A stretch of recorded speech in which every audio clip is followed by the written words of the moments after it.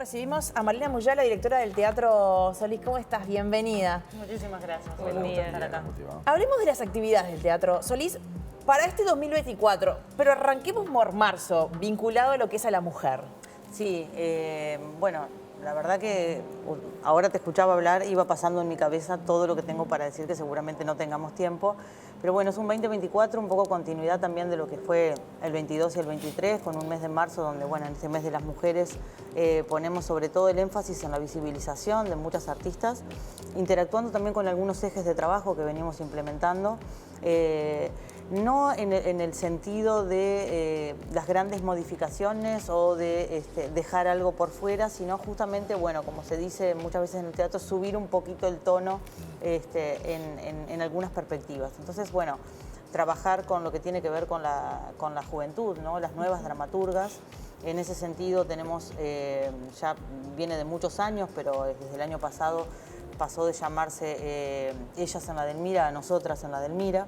Y a diferencia también de otros años, generamos una convocatoria abierta. Incluimos al Teatro Politeama de Canelones, porque eso también es muy bueno, poder generar los espacios o los circuitos para que muchos artistas puedan circular en un país, bueno, con una escala que lo permite, tratando de optimizar también esos recursos y de generar esa visibilización artística. Entonces, en ese Nosotras en la Delmira, también en el momento de la curaduría, el jurado ha mirado un poquito, bueno, las distintas temáticas que nos atraviesan a las mujeres, ¿no? Entonces, tenemos de repente un espectáculo que se llama Cómo llorar en una casa llena de niños, que habla, bueno, de toda la complejidad que muchas veces se tiene de atender una casa y a su vez trabajar y a su vez planificar y a su vez, bueno, estar insertas en este mundo tan demandante. Y ser mujer, ¿no? Y ser mujer con todo lo que eso implica. Claro. Ser mujer también con todos sus mandatos. En ese sentido hay una obra que se llama Pitch Perfect, que habla también de, bueno, de los mandatos sobre los cuerpos, ¿no? El tema del peso, de cómo nos vemos, de cómo debemos lucir, de cómo debemos comportarnos. Y también en ese sentido es una asociación bueno, de una actriz que viene de la EMAD, es muy interesante. Ainara de Guernica, mujeres que han tenido que llevar adelante, bueno, en procesos de guerra o de momentos muy conflictivos, bueno, llevar una casa adelante, llevar un colectivo adelante, hacerse cargo muchas veces de los cuidados también. Entonces, bueno, también tratamos como de ver toda como esa paleta, y en un teatro como el Teatro Solís, que siempre sabemos que genera un plus, decir, bueno, pude presentar mis espectáculos en el Teatro Solís. Y es muy interesante lo que está haciendo el Solís en los últimos meses, por ejemplo, con Macondo, el Carnaval de Venecia, que integran también como a la comunidad, ¿no? Al barrio, poniendo escenarios en la fachada, puertas en la parte afuera, en las veredas. Puertas afuera. Nosotros tenemos, ¿va a hacer eso también? Sí, nosotros tenemos, lo venimos trabajando ya hace unos años, que es una frase que es el teatro que somos, ¿no? Claro. Entonces, bueno, ese teatro que somos, ¿qué es?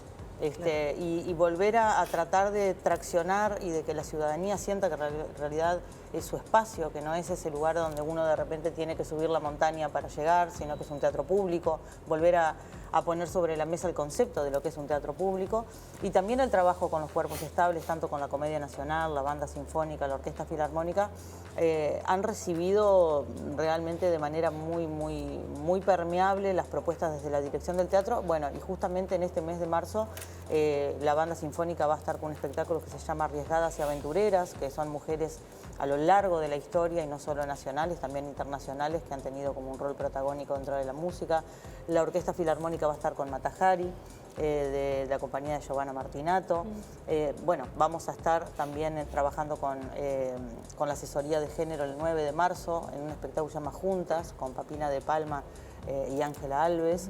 Entonces, bueno, es como, ya les digo, como el mes de marzo sube el tono en este eje que es este eje de nosotras, que a su vez también se mantiene a lo largo de todo el año. Y después, bueno, un 2024 que estamos a días de hacer el lanzamiento de la programación, una programación que viene realmente muy potente y que nos genera el desafío de superar ese 2023 que fue increíble, ¿no? Yo estaba viendo y son 20 años de la reinauguración. Exactamente. Yo viví de cerca, porque trabajando acá, yo hacía espectáculos, cultura en esa época, y viví de cerca el trabajo, el intenso trabajo manual de los técnicos, de todo, de lo que fue ese Teatro Solís y lo que tenemos ahora. Ya 20 años. 20 años, wow. Es impresionante 20 años. cómo pasa el tiempo. No, y las obras gigantescas que se hicieron, digo, para acondicionar todo lo que fue la acústica, recuerdo todo eso. La verdad, yo recuerdo y la verdad no puedo creer que hayan pasado 20 años. Sí, ahí le voy un poquito en contra al tango, ¿no? Que dice que el 20 años no es nada. 20 años es mucho, es un montón, porque todo lo que ha pasado... ¿Tienen previsto alguna actividad especial? Sí, tenemos actividades especiales que no puedo develarlas totalmente porque van a ser grandes sorpresas. Es el 25 de agosto, la celebración de los 20 años de la reapertura del teatro. Bueno, y a su vez también va a estar cumpliendo años este año la Comedia Nacional, y eso hemos tenido como ese trabajo en conjunto muy fuerte, tanto con los cuerpos como con la comedia, con algunas secretarías de la Intendencia, pero se vienen grandes celebraciones para este año y, como les decía, tratar de superar ese 23, que bueno, lo cerramos con el regocijo real de ser un año récord de convocatoria dentro del teatro. Y esos 20 años que tú decías marcan un cambio totalmente de paradigma de la gestión dentro del Teatro Solís, ¿no? Es un teatro que ahí, bueno, realmente abrió sus puertas. Yo me acuerdo, bueno, un poquito antes de la reforma canté con Osvaldo Pugliese, allí creo que fue el último año. Y era un teatro totalmente diferente, con una curaduría totalmente diferente, y ahí a partir de esos 20 años y de esa reapertura es un teatro que, bueno, que empieza con todo este proceso de lo que se llama la democratización de la cultura, que no es otra cosa que, bueno, tender los puentes y brindar las herramientas para que toda la ciudadanía pueda acceder. Fue una reapertura con otra apertura. Fue una reapertura con otra apertura, como un reposicionamiento de lo que implica el Teatro Solís, que creo que podemos estar mucho rato acá intercambiando lo que significa el Teatro Solís, porque creo que excede totalmente al plano cultural y de las artes escénicas. Es un referente social, no solo para Montevideo, sino para todo el interior del país también, ¿no? Hay más Malena Muyala en el Teatro Solís. ¿Cómo te viste en el cargo? ¿Cómo te encontraste siendo la directora del Teatro Solís? Porque vos venís de otro lado, ¿no? Me imagino que fue un gran desafío. Sí, fue un enorme desafío, pero a mí por encima del desafío me primó la responsabilidad que eso implicaba. Entonces fue como también un tiempo de meditar y también de recurrir y pensar, bueno, cuáles son mis fortalezas para poder abordar algo de estas dimensiones y con esta responsabilidad. Muchísimos años también dentro del camino de las artes escénicas, de la música particularmente, pero también con una productora, entonces conociendo bastante de cerca. Yo digo siempre que el Teatro Solís lo conozco como público, como espectadora. Claro. Lo conozco cuando estuvo en Reforma, porque bueno, Yuita Coabé en aquel momento hizo videos con la platea toda dada vuelta. Lo conozco en obra, lo conozco desde escenario y ahora lo conozco desde lo que tiene que ver con la gestión y Pero es interesante porque esa función. Podés aportar también sobre las necesidades que tienen los artistas habiéndolo vivido en primera persona. Esos diálogos son muy enriquecedores, sobre todo con los equipos técnicos que a veces yo que sé vienen algunos requerimientos y demás y tenemos ese encuentro y decir, bueno, pero a ver, capaz que acá y con esta otra microfonía, o sea, también ese conocimiento de lo que ocurre y de lo que se necesita como artista, o lo que los artistas muchas veces pretendemos también de una institución como el Teatro Solís, que sea una institución más cercana, una institución, este proceso que estamos haciendo de repente de residencias, la mayoría de los espectáculos que se presentan en el teatro tienen espacio de poder ensayar en el teatro, estar en el espacio físico, generar su proceso creativo dentro del teatro, y eso es algo que estamos poniéndole mucho más énfasis en este año, porque es necesario y porque me parece que es lo que tiene que potenciar un teatro que es público, ¿no? Somos en realidad todos y todas abrazando y conteniendo a nuestro colectivo artístico dentro de esa institución, ¿no? ¿Tenés un fin de ciclo en el Teatro Solís o te gustaría seguir? Teniendo en cuenta que las elecciones municipales son el año que viene, porque por lo general se renueva lo que es las direcciones de diferentes ámbitos de la Intendencia, o lo tuyo lo tomaste como un comienzo y un fin. Yo soy muy partidaria de las renovaciones. Me parece que también nos va sacando un poquito de la cabeza, a veces hay una cierta tendencia en algunos ámbitos a creer que tenemos como esa impronta fundacional de todo, y no, yo creo que la sucesión, el poder tomar, porque claro, lo mío tampoco fue fundacional, yo tomé un teatro con un gran histórico, con grandes gestiones, con grandes direcciones. Entonces poder poner sobre la mesa y sobre todo con los equipos de trabajo, porque quienes más conocen el teatro son las personas que viven, que hacen al teatro en el día a día. Entonces ese fue mi equipo de trabajo y lo sigue siendo en este periodo. Pero creo que es muy bueno el recambio. Alguien que viene, pone una mirada, ve cuál fue tu trabajo, ve para atrás y dice, me interesaría profundizar en esto. Extraño también cantar, cruzo muchas veces a Buenos Aires. ¿Y va de la mano de eso? ¿Va de la posibilidad de una continuidad, de un recambio, que vuelvas a cantar? Bueno, yo decidí, cuando ingresé al Teatro Solís, que aparte ingresé en pandemia, en noviembre del 2020, decidí no cantar en Uruguay. Y decidí por dos motivos. Uno, por lo que implica en cuanto al tiempo y la dedicación, un cargo de este tipo. Realmente mi vida se vio totalmente transformada, o sea, mi vida es prácticamente el teatro, ir a mi casa, dormir y volver al teatro. Entonces yo creo que, pero lo digo realmente con satisfacción, porque es algo que a mí me apasiona, me gusta muchísimo, lo vivo con mucho disfrute, todo eso, estoy abocada a eso.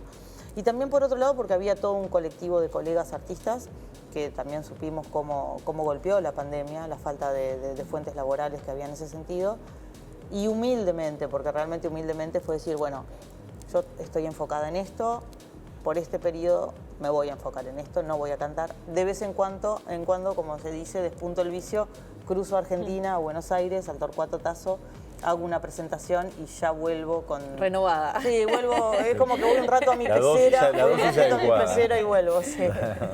Han tenido, el año pasado recuerdo que hubo una balacera, que hubo varios impactos de bala en la fachada de Solís. ¿Han vuelto a tener situaciones de inseguridad? Justo hoy hablábamos con Néstor Remeseiro, que estabas de Ciudad Vieja, acá antes de que tú salieras al aire también hablábamos de cuestiones de ajustes de cuentas y gran inseguridad. ¿Cómo está inserto allá en el barrio? Bueno, en Ciudad Vieja conformamos un grupo que se llama Distrito Ciudadela, donde varios actores de la Ciudad Vieja nos reunimos. El otro día tuvimos una reunión muy interesante donde habían representantes del Ministerio del Interior, del MIDES, de Turismo, de la Junta Departamental, del Teatro Solís, etcétera, y poníamos sobre la mesa, ¿no?, esta coyuntura que se da, que también, bueno, hay muchos factores que afectan para que eso ocurra.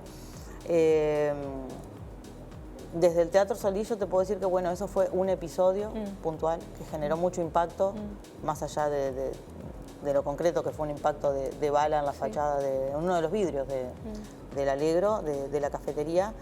Pero sí se percibe una sensación como de, bueno, desde la dirección del teatro estar mirando permanentemente cuando la gente está haciendo cola. El Teatro Solís tiene su sistema de seguridad también, entonces está como muy activo permanentemente.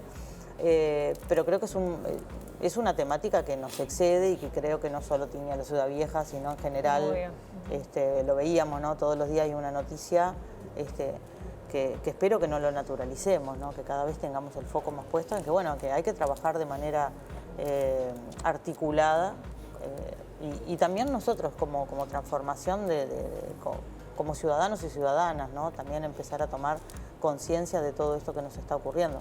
Marlena, te cambio de tema. Claudio Roma, el artista, sí, el año pasado hizo una denuncia, sí, en este caso a ti, por lo que él calificó como censura en su obra. Sí. Ahora hay una instancia judicial, sí, en el mes de marzo. ¿Cómo tú lo tomás el tema?